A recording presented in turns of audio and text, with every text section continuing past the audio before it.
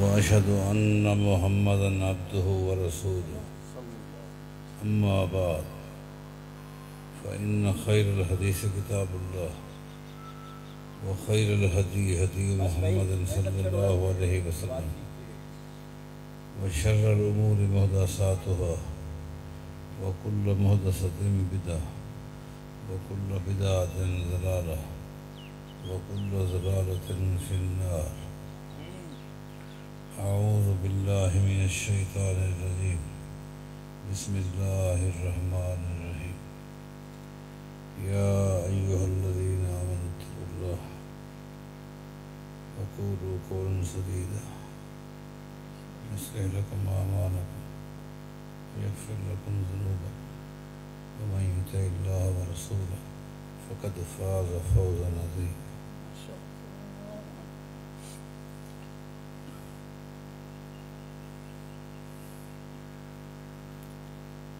الحمدللہ میں دیکھ رہا ہوں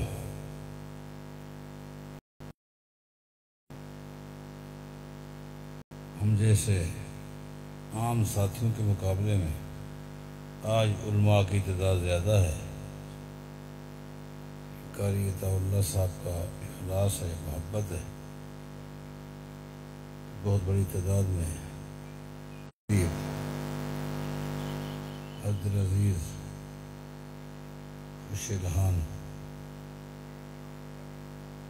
ایک بہت ہی عمدہ اور مخصوص انداز میں دین کی دعوت دینے والے عالم دین محترم محمد جمیل اجمل حفظہ اللہ کا ہم سب نے کتاب سنا. بڑی پیاری باتیں ہو رہی تھی. دل چاہتا تھا ان کا یہ انداز جاری رہے اور ہم ان کا مختصر جو کتاب ہوتا ہے وہ 1.5-2 گھنٹے سے کم نہیں ہوتا. آج انہوں نے بڑا مختصر کیا، موقع دیا. یہ ان کا اخلاص ہے، اللہ ان کو جزائے خیر دے. اور میں بھی کوشش کروں گا کہ آپ کے علماء کرام کے درمیان زیادہ دیر تک حائل نہ رہوں.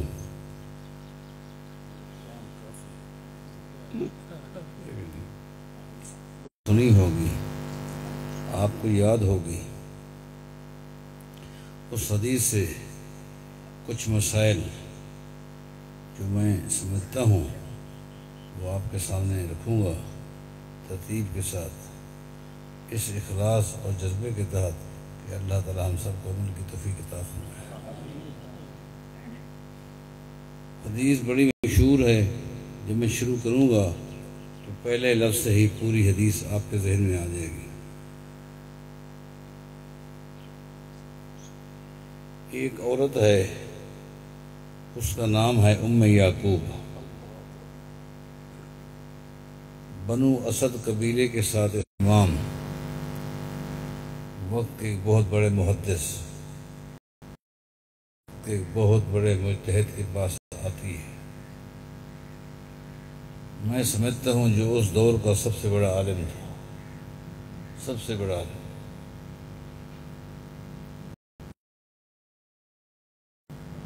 وہ ایک ایسا عالم تھا جس نبی علیہ السلام نے فرمایا تھا، اس عالم کا نام ہے عبداللہ بن مسعود رضی اللہ عنہ. علیہ السلام نے فرمایا تھا یہ میری امت کے حبر ہے. حبر اس عالم کو کہتے ہیں جس کا علم بھی وافر ہو اور جتنا اس کے پاس علم ہو اتنا عمل بھی ہو. آپ کو علماء ملیں گے، علم ہے، عمل کم ہوگا، لیکن فرمایا کہ یہ میری امت کا وہ عالم ہے جس کے پاس جتنا علم ہے اتنا ہی عمل ہے.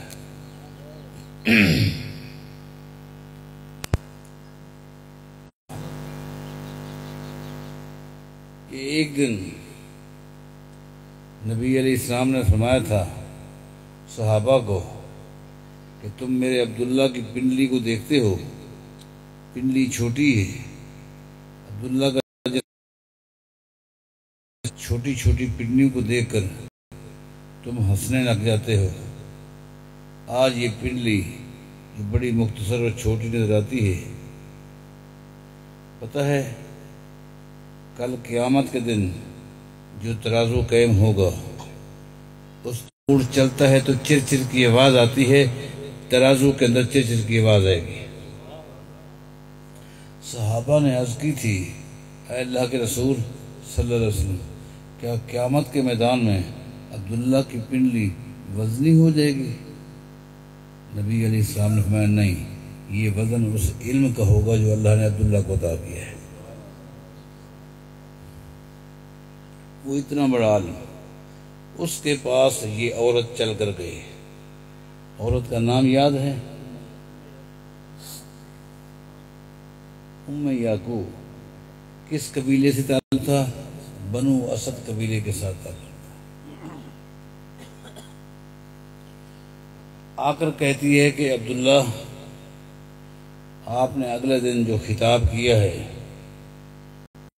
آپ نے اگلے دن جو تقریر کی ہے، اس تقریر میں آپ نے کچھ عورتوں کا مثلاً آپ نے کہا ہے کہ جو عورتیں حسن اور جمال کی خاطر اپنے دانت باریک کرتی ہیں، اپنے دانت باریک کرتی ہیں، جو عورتیں، بالکل آپ کو حوالہ یاد ہے، آپ کو میری تقریر یاد ہے اور میں نے یہ کہا ہے۔ اس عورت نے کہا میں تو گھر گئی اور اس دن سے لے کر آج تک میں تو قرآن کریم پڑھتی رہی،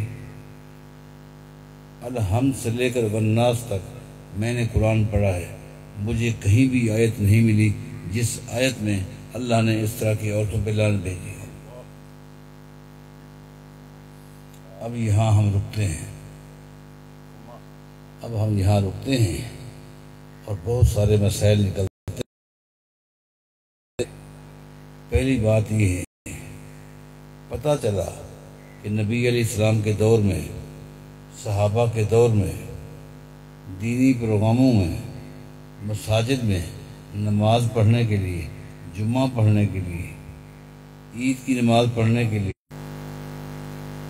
مرد تو گیا مسجد میں عالم سے دین سیکھ کر آیا، عورت کو دین سکھلانے کے لیے آسمان سے فرشتے آئیں گے؟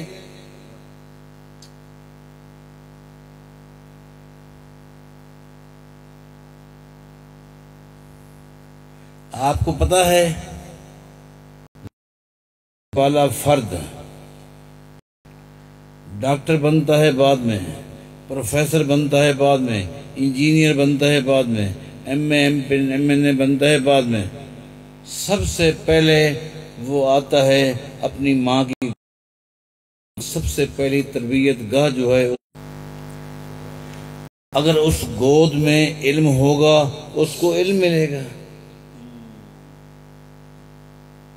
دین کا علم ہے، خالص علم ہے، وہ علم ملے گا۔ اگر اس بارے آپ نے کیا سوچا؟ سب سے پہلی تربیت گاہ کو آپ نے مسجدوں سے کیوں منع کیا؟ کیوں منع کیا؟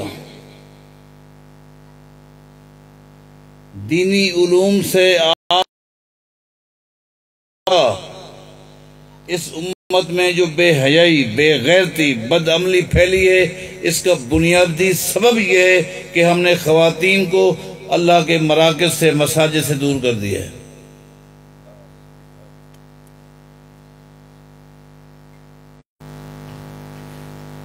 نبی علیہ السلام کے مبارک دور خواتین مسجد میں آ سکتی ہیں، آج خواتین مسجد میں کیوں نہیں جا سکتی؟ کیوں روکا گیا؟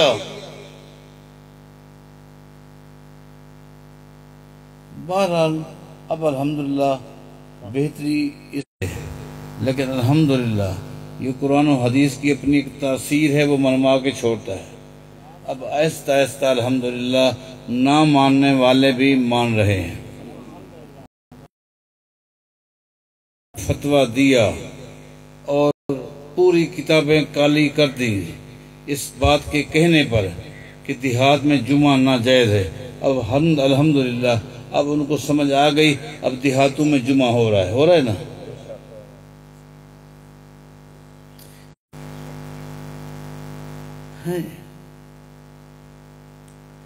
کل تک فتویٰ دیا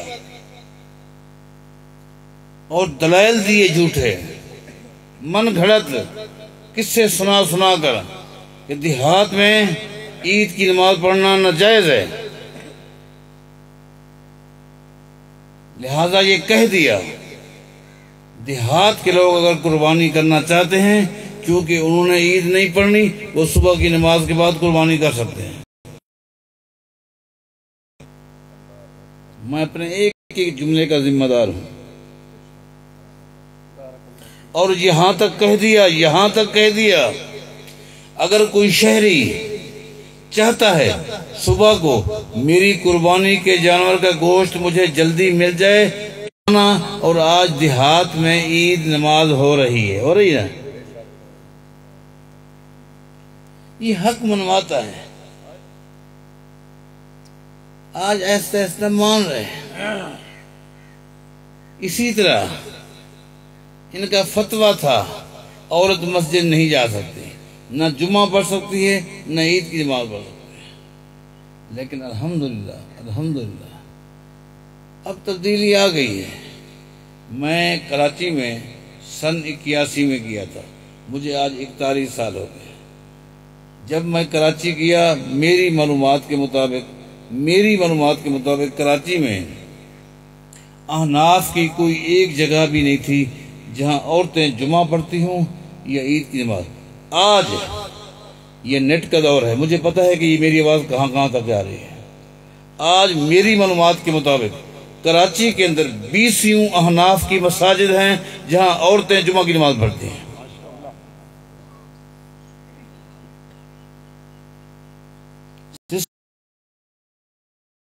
اور یہاں بھی انشاءاللہ ہو جائے گا۔ یہاں کے دیہات میں اگر جمعہ آ گیا ہے، عید آ گئی ہے، خواتین بھی انشاءاللہ وہ بھی مسلمان ہیں، وہ بھی آ جائیں گے انشاءاللہ۔ الحمدللہ خطبہ سنتا ہے، دعا میں شریک ہوتا ہے، یہ ہے عید۔ کیا عورتوں کی عید یہی ہے کہ عید والے دن صبح کو زردہ پکا کر بس کھا لے، بس یہی ہے؟ کچھ تو حیا کرو۔ آپ نے اپنی عید میں خواتین کو کہاں شریک کیا؟ وہ خالی بیچاری سیویاں پکا کر آپ کو کھلا رہی ہے اور آپ عید منا رہے ہیں۔ اللہ سے ڈرو۔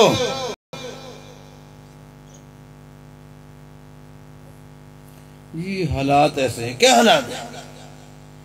میں سمجھتا ہوں آج کا دور اگرچہ پرفتن ہے، لیکن اس کے باوجود الحمدللہ آج کے اس پرفتن دور کے اندر بھی مسجد نبوی میں ایک سال حج کے موقع پر پروفیسر فضل الہی صاحب حافظہ اللہ، علامہ احسان علی ظہیر رحمہ اللہ کے بھائی، ان کو حکومت کی طرف سے باقاعدہ ایک کرسی ملی ہوئی تھی۔ مغرب کے بعد وہ مسجد نبوی میں درس دے رہے تھے، دنیا بیٹھی تھی، میں بیٹھا تھا، مولانا طارق جمیل صاحب تھے، یہ تبلیغی جماعت والے ہیں، یہ میرے ساتھ بیٹھے ہوئے تھے۔ تقریر ختم ہوئی، ایک دن میں نے حافظ صاحب احسان فضل الہی صاحب ان سے میں نے درخواست کی، یہ مولوی جمیل بھی آ کر بیٹھتا ہے، طارق جمیل آپ نے تھوڑا سا یہ مسئلہ میں تو ماشاءاللہ وہ خوب ہو، تو پھر ایک دن کا ایک نام ہے اور آپ کا اعلان سن کر دنیا جمع ہو جاتی ہے، عورتیں بھی آتی ہیں، مرد بھی آتے ہیں، تو عورتیں یہ مسجدوں میں کیوں نہیں آتی ہیں؟ انہوں نے کہا نہیں، میں تو برملا کہتا ہوں، میرا موقف ہے اس مسئلے میں اہل حدیث حق کو مساجد سے دور رکھنا جہالت کو پھیلانے کا ایک پروگرام ہے۔ تمام بھائی اس نقطے پر غور کریں، آگے بہت ساری باتیں ہیں جو میں نے بتانی ہے آپ کو۔ پہلا نقطہ یہ ہے کہ خواتین دینی پروگرام میں شریک ہوں، مسجد میں بھی آئیں۔ نبی علیہ السلام کے دور تھا، خواتین آتی تھی اور بعض جماعت نماز پڑھتی تھی۔ عید کی نماز کے لیے تو نبی علیہ السلام کا حکم ہے خواتین کو بھی عیدگاہ میں لے کر آؤ، حتیٰ کہ نبی علیہ السلام نے فرمایا عیدگاہ میں آ کر بیٹھنا چاہیے۔ وَلْيَشْهَدْنَ دعوت المسلمین، تاکہ مسلمانوں کی دعوت میں وہ بھی شریک ہوں۔ یہ کتنا ظلم ہے، کتنا ظلم ہے۔ آخر آئی تھی نا،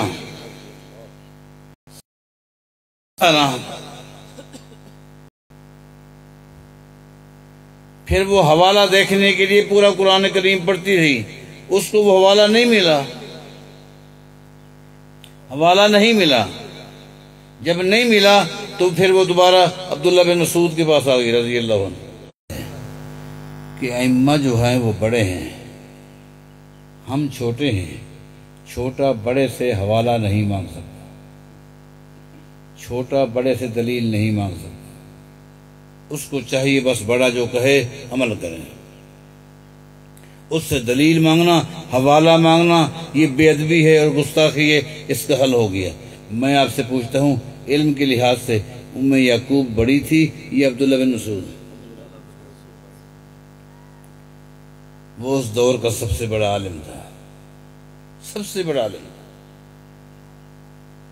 کسی کا بڑا ہونا، بڑا عالم ہونا یہ الگ چیز ہے، اس کا احترام کرنا الگ چیز ہے، اس کا ادب کرنا الگ چیز ہے، لیکن شریعت کے دائرے میں رہ کر، اسلام اخلاق کے دائرے میں رہ کر اس سے حوالہ طلب کرنا اسلام میں ہے۔ آج بدعملی بے دینی کی ایک وجہ یہ بھی ہے کہ ہم نے عوام سے کہہ دیا ہے آپ آئیں، عالم دین جو تقریر کرے وہ سنیں، بس سن کر چلے جائیں، وہ حوالہ دے تو ٹھیک ہے۔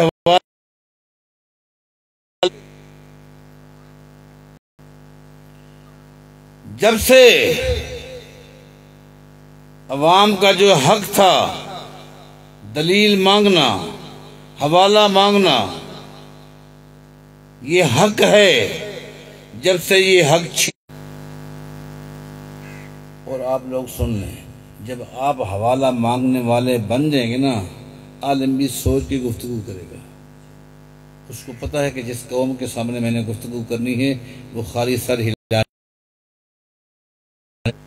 وہ حوالہ مانگنا بھی جانتی ہے، پھر مطالعہ کر کے آئے گا، حوالہ دیکھ کر آئے گا۔ جب حوالہ دیکھ کر گفتگو کرے گا اختلاف کا خاتمہ ہو جائے گا۔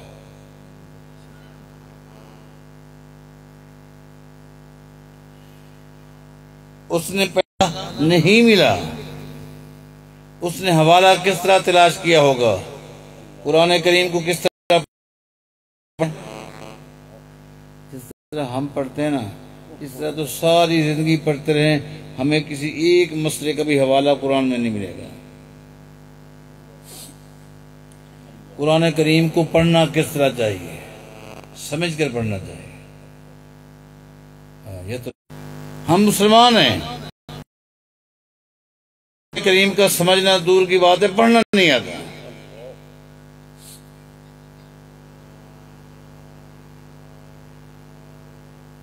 باقی دیکھیں، عیسائیت کو دیکھیں، ان کا ایک مخصوص کورس ہے، جب تک آگے وہ جا نہیں سکتا۔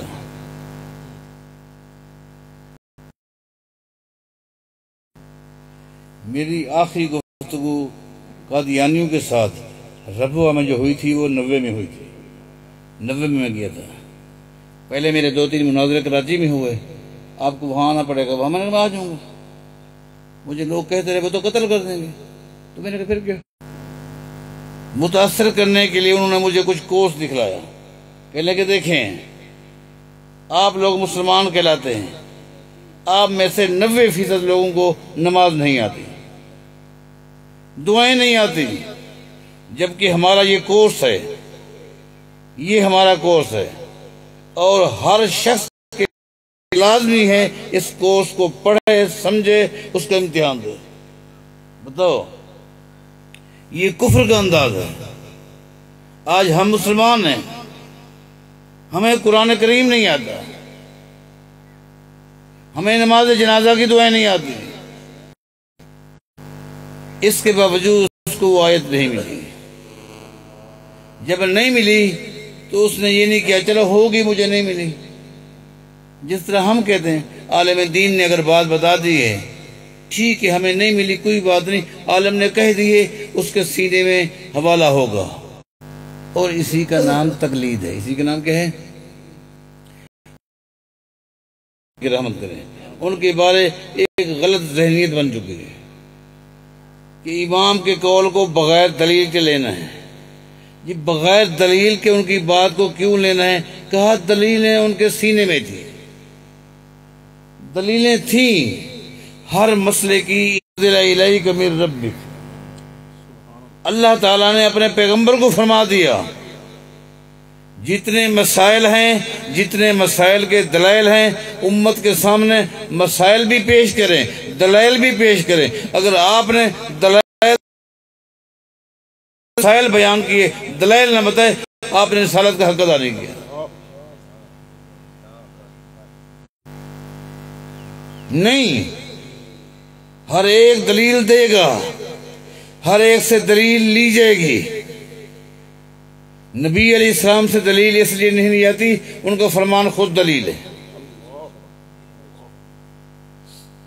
جب ہر ایک سے دلیل لی جائے گی، عبداللہ بن مسعود سے وہ عورت دلیل مانگ رہی ہے، عبداللہ بن مسعود سے بھی وہ عورت دلیل مانگ رہی ہے۔ جب عبداللہ بن مسعود سے دلیل مانگی جا سکتی ہے، اس صحابی کے بعد وہ کون سا تابعی ہے، وہ کون سا امام ہے جس سے دلیل نہیں مانگی جائے گی؟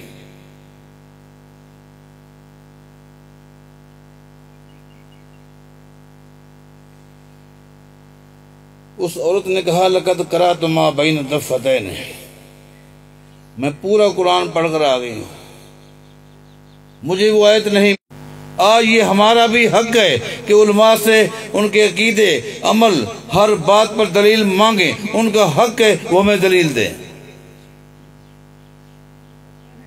یہ بنیادی مسئلہ یہی چل رہا ہے۔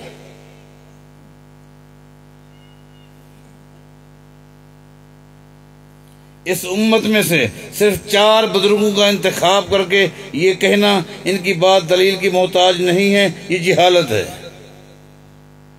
4 تو دور کی بات ہے، اس امت میں کوئی ایک شخص بھی ایسا نہیں، نہ پیدا ہوا، نہ ہے، نہ ہوگا، جو بغیر دلیل کے بات کرے اس کی بات کو لیا جائے۔ نہیں،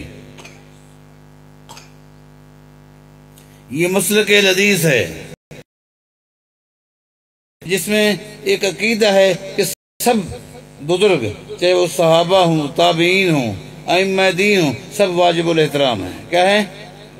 امام ابو حنیفہ سب کو رحمہ اللہ واجب الاحترام، امام مالک سب کو رحمہ اللہ واجب الاحترام، امام شافعی فرمان کے آگے پیش کیا جائے گا، امام مالک کی بات کو، امام شافعی کی بات کو، امام احمد بن حنبل کی بات کو، قیامت تک آنے والے ہر عالم کی بات کو قرآن و حدیث کے آگے پیش کیا جائے گا۔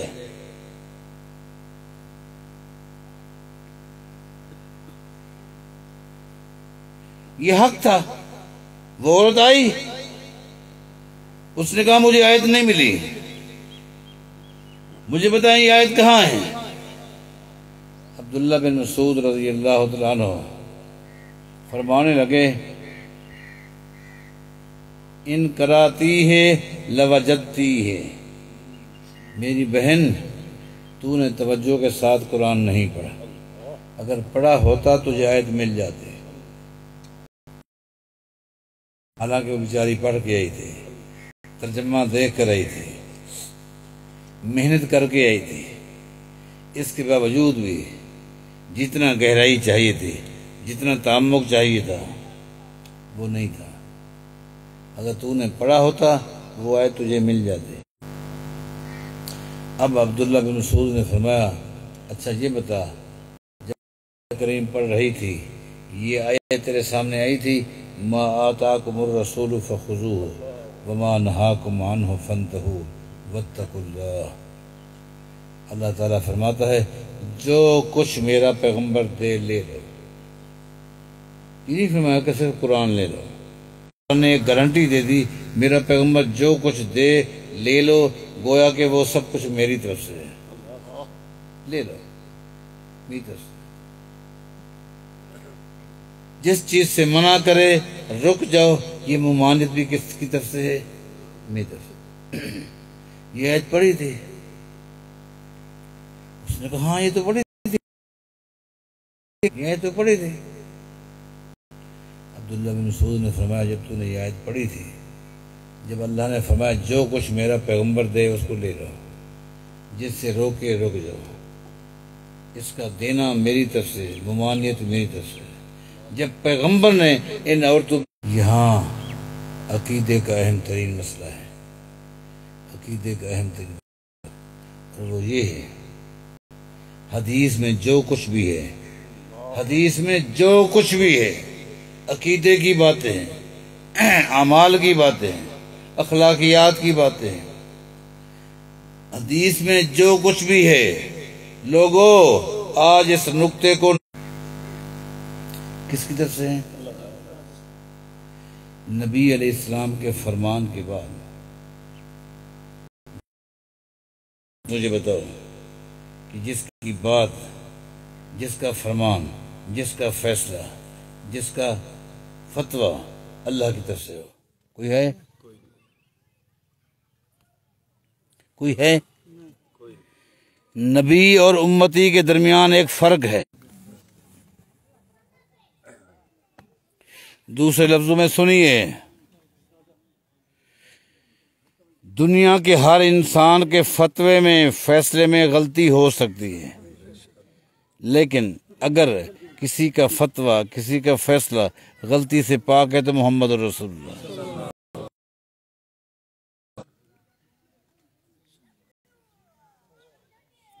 غلطی سے پاک، خطا سے پاک، احتمال خطا سے بھی صرف محمد رسول اللہ ہے صلی اللہ علیہ وسلم، نبی اور امت کی۔ اگر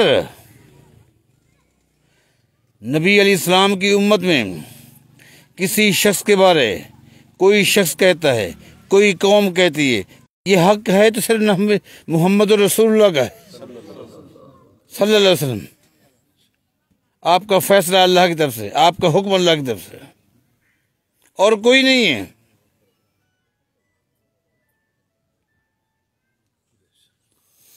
بلکہ ایک موقع پر سیدنا عمر انہوں نے جب ایک حکم نامہ جاری کیا تھا، اس کی کاپیاں کرا کے ہر گورنر کو بھیجی تھی۔ وہ فیصلہ یہ تھا کہ جو شخص بھی کسی کا انگوٹھا توڑے گا، اس کو توڑے گا تو 6 اونٹ۔ کل کتنی بنتی ہیں؟ 50۔ انگوٹھے کے کتنا تھے؟ 15۔ اس کے 10، اس کے 35، اس کے 6۔ یہ کاپیاں کرا دیں۔ یہ آرڈیننس کس کا تھا؟ سیدنا عمر بن خطاب کا رضی اللہ عنہ۔ دنیا کے سارے امام مل جائیں، عمر بن خطاب کی عظمت کا، مقام کا، شان کا مقابلہ نہیں کر سکتے۔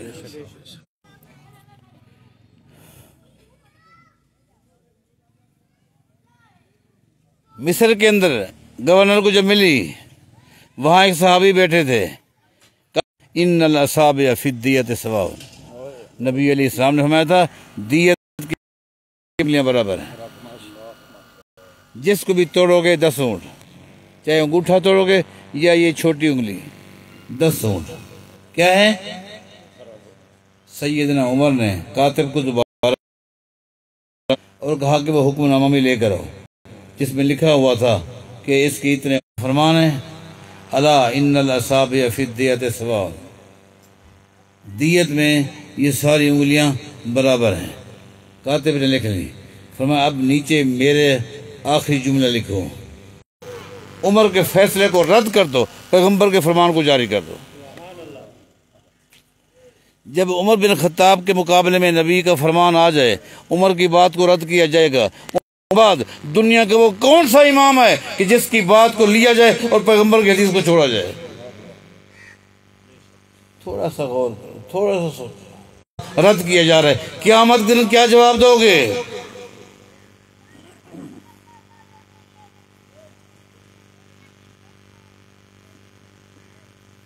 اس عورت نے کہا مجھے مسئلہ سمجھ آ گیا، مجھے مسئلہ سمجھ آ گیا کہ گویا یہ لعنت کس کی طرف سے ہے؟ اللہ کی طرف سے ہے۔ اس نے آگے ایک بات کہی،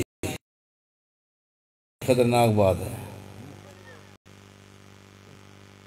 بڑی خطرناک اس نے بات کی۔ اس عورت نے، علماء کرام، مسجد کے انتظامیہ، مدارس چلانے والوں، حاجیوں، نمازیوں، دیندار کہلانے والوں، اس کی بیوی کے بارے بھی معلوم ہوا ہے وہ بھی یہ کام کرتی ہے۔ سیدنا عبداللہ بن مسعود گھر میں نہیں بیٹھے تھے، باہر تھے۔ لوگوں، اپنے گھروں کے ماحول کو صحیح کرو، اپنے گھروں کے ماحول کو دینی بناؤ۔ ان کی نگاہیں بڑی تیز ہیں، باہر آپ حاجی ہیں، غازی ہیں، بڑے خطیب ہیں، عالم دین ہیں، اپنے گھروں کے ماحول کو چیک کرو۔ مسلمانوں، اپنے گھروں کو دیکھو، آپ کے گھر کا ماحول کیسا ہے؟ اس عورت نے کیا کہا؟ اس نے کہا کہ آپ کی بیوی کے بارے بھی ہمیں معلوم ہوا ہے، ہم نے تو اسلام کا، دین کا خول چڑھایا ہوا تھا، آج اتر گیا۔ سیدنا عبداللہ بن مسعود مسکرا رہے ہیں، مطمئن ہے۔ فرمایا ام یعقوب، یہ بات تو نے خالی سنی ہے، سنی سنائی بات تو کہہ رہی ہے، میں یہاں بیٹھا ہوں، تو میرے گھر جا۔ عبداللہ بن مسعود نے فون نہیں کیا، قربان جائیں۔ فرمایا تو جا میرے گھر جا، اور پھر مجھے آ کر بتا۔ وہ عورت بڑی دلیر تھی، اس نے یہ نہیں کہا چلو چھوڑو رہنے دیں، یہ کسی نے کہا میں نے آپ سے کہہ دیا، محسوس نہ کرنا، میں آپ کے گھر کیسے جاؤں؟ نہیں، وہ بڑی دلیر تھی، وہ چلی گئی۔ لوگ بڑے دلیر ہوتے ہیں، اپنے معاملات کو صحیح کرو۔ وہ چلی گئی،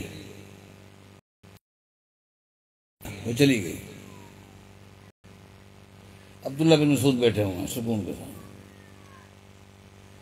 وہ چلی گئی۔ اس کے بعد پھر وہ آ گئی،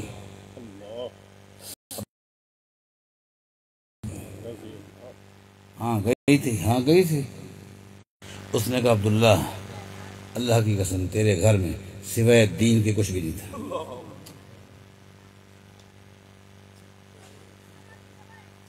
تیرے گھر میں دین، اللہ ہمارے گھروں کو ایسا بنا۔ عبداللہ بن مسعود نے فرمایا جب تو چلی گئی تھی تو میں نے بھی اللہ کے ساتھ ایک وعدہ کر لیا تھا،